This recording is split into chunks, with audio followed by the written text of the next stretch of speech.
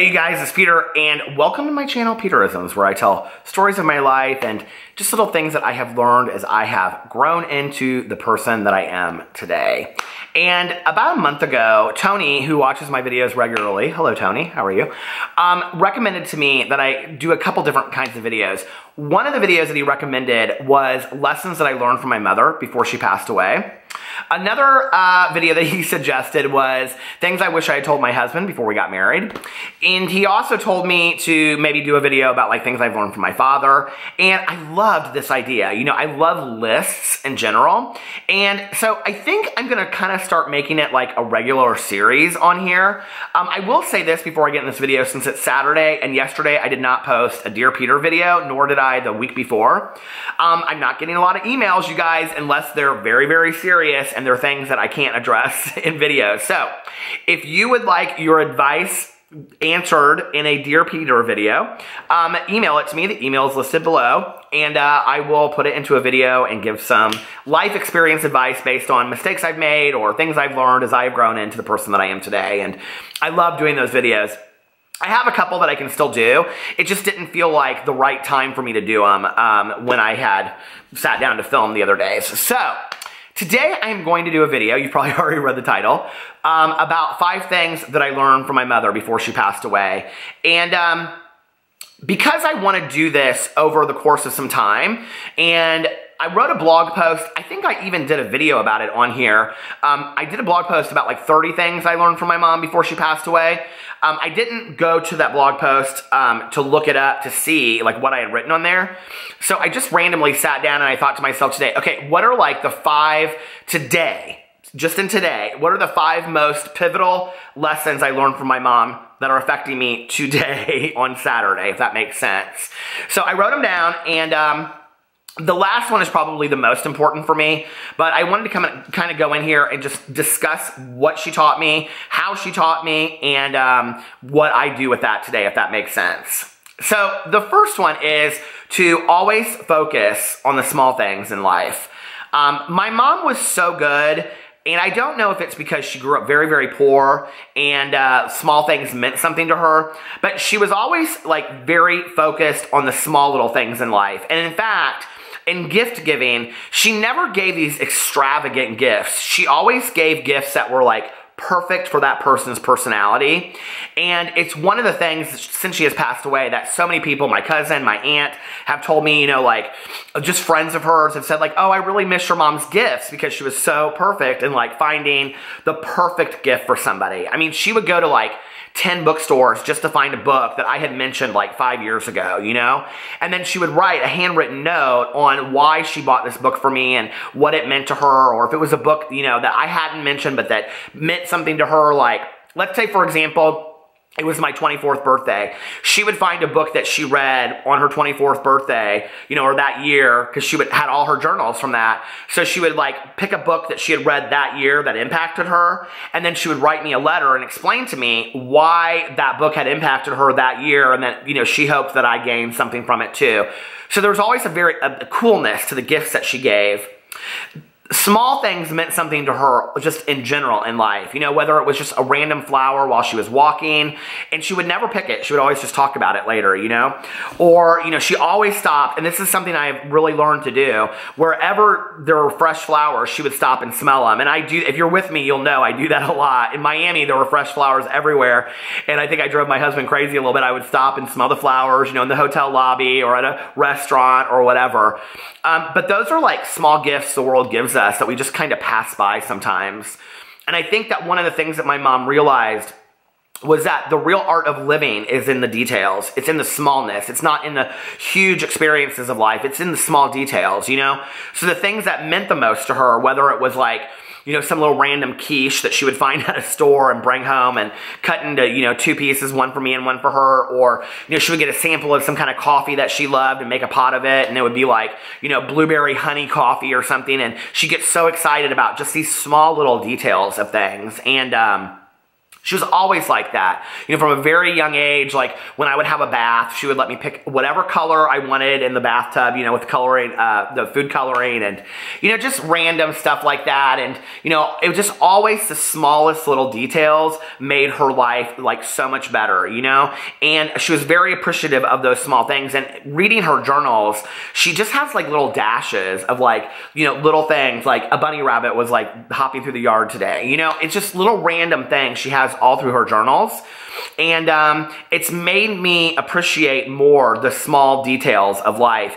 And once you start focusing on the small details, it's hard not to notice them, you know? It's hard to not go to the gas station and get a cup of coffee for $1.20 or something. It's a lot more expensive now than it used to be. But really appreciate that cup of coffee, you know? Or, you know, watching some old movie that happened to just come on and, you know, The Goonies was on a couple days ago and I just was like, oh my God, The Goonies, you know what I mean? Like, just those small little free things in the world or almost priceless free things that give us these delights. She focused so much on that and I try to too, and I try to be grateful for those small things as well. The next one that she taught me was to never go to sleep angry. And please hold a second.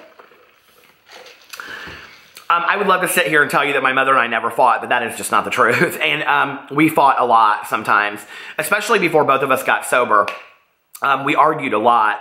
And one of the things that she would always say to me is, I don't want to go to sleep angry. I don't want to go to sleep angry because it's not good for me. It's not good for you. We're not going to A, sleep well, you know, and then B, she was like, what if something happens to one of us in our sleep? You know, I don't want to live with that. And so for my mom, she never would leave a situation angry or with a fight going on. She always wanted to like address it right there and have some kind of closure to it. Even if the closure was, we don't agree, you know, but let's go our separate ways and hug it out. And I mean, that was who she was. She just never wanted to leave angry anywhere. She never wanted to go to sleep angry because she didn't know, you know, what would happen next. One of the greatest gifts I've been given in life was that when my mom passed away, everything that I needed to say to her and everything that she needed to say to me had been said. There was no argument between us. There was no argument between her and my aunt, her and my cousin, her and my uncle, anybody in life. There was no argument left. And, you know, I really cherish the fact that everything had been said, everything had been worked out before she passed away because I don't have any guilt or any, you know, resentment that's left unresolved with that. And, I think that her motive of never going to sleep angry was really a powerfully driven force within me. And I still do that in my life today. Whether it's like I get into a little tiff with a friend or with my husband or whatever, I try to always work it out before I go to bed. Number 3, she taught me, and I've talked a lot about this on all my channels, to read books and watch movies voraciously and TV shows. And I think that, you know, other than just enjoying reading and watching movies, she loved movies. And, you know, in fact, I would call her a lot of nights. My mom, for most of her life, did not have cable. And so she would watch, you know, whatever 9 o'clock movie there was on just the basic channels. And I would call her at like 10:45 and she'd say, can I call you back in like 15 minutes? She was like, I'm finishing up my movie. You know, and it would be something like Alien that she had seen 10,000 times before, but she would want to watch it. And, she just loved movies and books so much. And one of the things that she would say to me is, you know, like, we learn a lot about ourselves through watching movies and reading books. Like, we learn a lot about our own character through other characters. And, you know, I believe for us, one of our languages was books and movies. Like, we would talk so much about like a movie that happened and like, oh my God, you know, like, I mean, all of our favorite movies, whether it was, you know, My Dog Skip, I'm gonna talk about these again, but My Dog Skip, or, you know, like Color Purple, or Gone with the Wind, or, you know, like just any, she loved epic movies too, you know, Out of Africa, and one of her favorite movies was Brokeback Mountain, and, you know, Fight Club was one of my mom's favorite movies.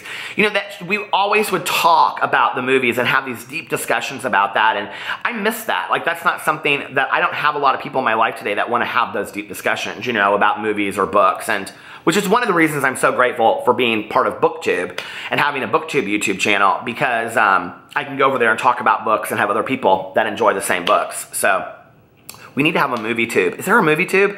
I've looked it up and I can't really find it. I have found people that like watch a lot of horror movies or what, but there's not like a movie tube. We need to invent a movie tube if it's not already out there.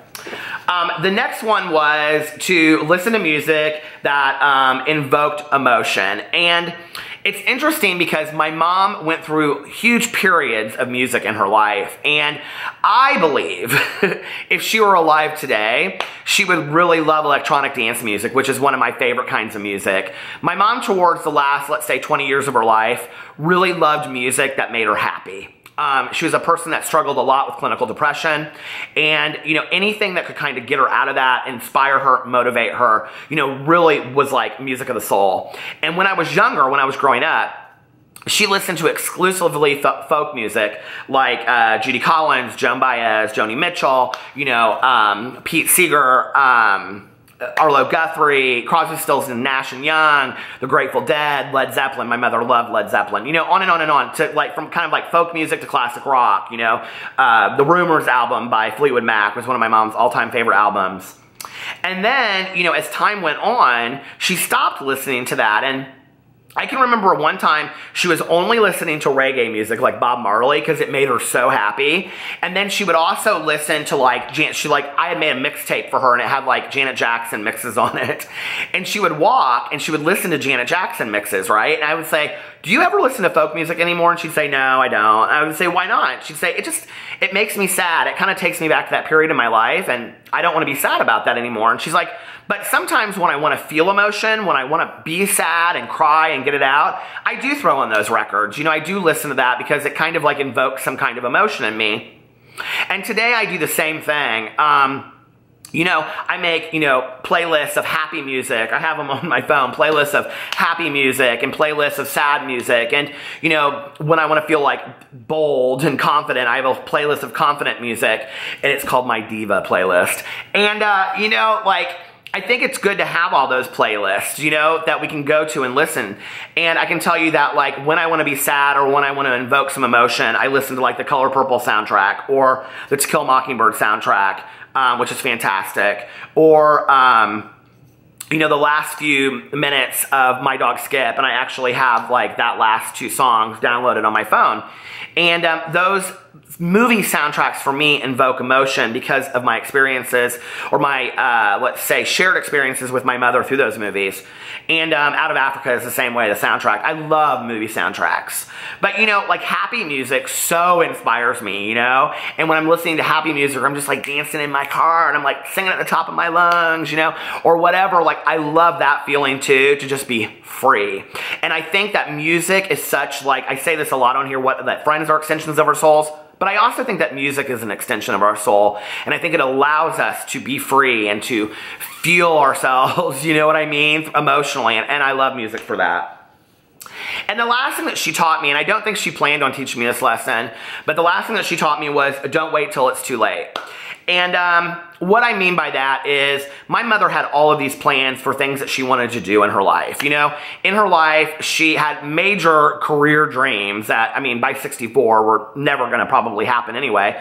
But she wanted to be, you know, a trial attorney and live in a houseboat in San Francisco Harbor. She wanted to live in New York City and, you know, go to Elaine's on Thursday nights and listen to jazz music. You know, she wanted to be an actress. She wanted to, you know, be a costume designer and work with Edith Head on the big epic films, the Rear Windows and the, you know, Strangers on the Train and all the Alfred Hitchcock movies. She had all these dreams. She had places that she wanted to go, but she was too afraid to get on a plane. She hated to fly, but she also didn't like to drive on interstates. So fear kept her stuck much of her life. And, you know, one of the things that as we get older is scary to us sometimes is that we start seeing ourselves become more and more like our parents. And that fear, as I get older, starts to kind of creep in. And I'm like, no, I cannot let this creep in. I can't let fear keep me from experiencing life. And all of these things that she wanted to do in her life, all these ideas that she had from starting a business or writing this book or doing this or doing that, you know, like, I mean, she did completely write an entire book, but this fictional book that she had always talked about wanting to write, you know, that was not that. This was a different one that she wanted to write. You know, anything that she wanted to do, she wanted to like learn how to like, she wanted to go and play, like she played guitar, she wanted to play guitar live, she wanted to be in a band, she wanted to sing, she wanted to be an actor. All these things that she could have done. She could have gone to community theater, you know, she could have like done an open mic night. All these things she allowed fear to dictate and not, so she didn't do them. And then it was too late because she was gone at 64. My mother had no idea that her life was going to end at 64. I can promise you that, okay? You know, my mom was pretty healthy, and the fact was that she would probably, I thought she'd live to be 80, 85, you know, and I'd have to deal with her in an assisted living program. Little did I know this strange disease would hit her at 64 and she would be gone like that. So we never know when it's going to be too late. And, you know, as Auntie Mame said in the movie, you know, this isn't a smorgasbord. Some poor suckers are starving to death. Or life is a smorgasbord and some poor suckers are starving to death. You know, this isn't a dress rehearsal. You know, this is our time. This is our life, and we have to make the most of it. And one of the daily challenges I make is taking risks that are scary for me to take and doing things that are scary for me to do because I know that it will just enrich my life. But sometimes, you know, stepping off that cliff is the scariest thing of all. So those are some of the lessons that I learned from my mom before she passed away. There are a lot of deeper lessons, and I plan to share those over time and maybe, you know, do a, like, I don't know, lesson plan of what the things that my mom taught me and my dad taught me, has taught me some very, very valuable lessons, from picking my battles to, you know, being the better person to never giving your integrity away. And I've shared a lot of those in what I've talked about in my main channel videos and on my vlog. But I want to do one just for my dad as well because he's given me some amazing lessons in my life. And most of the people in my life have taught me some fantastic lessons. And I see everybody in my life as a teacher, and that I can learn something from everybody else's life experience. And the more that we step back and we allow people to teach us things in our own lives, the more enriched our lives are, because all of our experiences are completely different. So if I allow somebody to teach me something and I don't get so arrogant and cocky to think that I know it all, then when I say, okay, well, what would you do in this situation? Or what's something that you learned in this situation? We learn so much more about ourselves, and we learn better ways and different ways to handle situations in our life. The end of my video cut off, and I'd already taken down all of my lights before I realized it, and I don't want to go back, set the lights up, and re-edit it, but I did want to put this video up because it meant a lot to me talking about the lessons that I learned from my mom. So I just wanted to end this video. I don't know what happened. The camera just must have shut off at some point. I didn't even realize it till afterwards. I just wanted to come on here and say that everybody in my life is a learning experience for me. I learn things from everybody, from my best friend Tanya to my husband Alex to random people that I meet at stores. I find patience, I find tolerance, I find love, compassion, and kindness. Everywhere I go, I try to find lessons that will help me become a better person in my life. And when you meet people and you realize that everybody out there has a lesson to teach us, life is a richer place. And doesn't that just make it all so much better? I love you guys, and I'll see you tomorrow.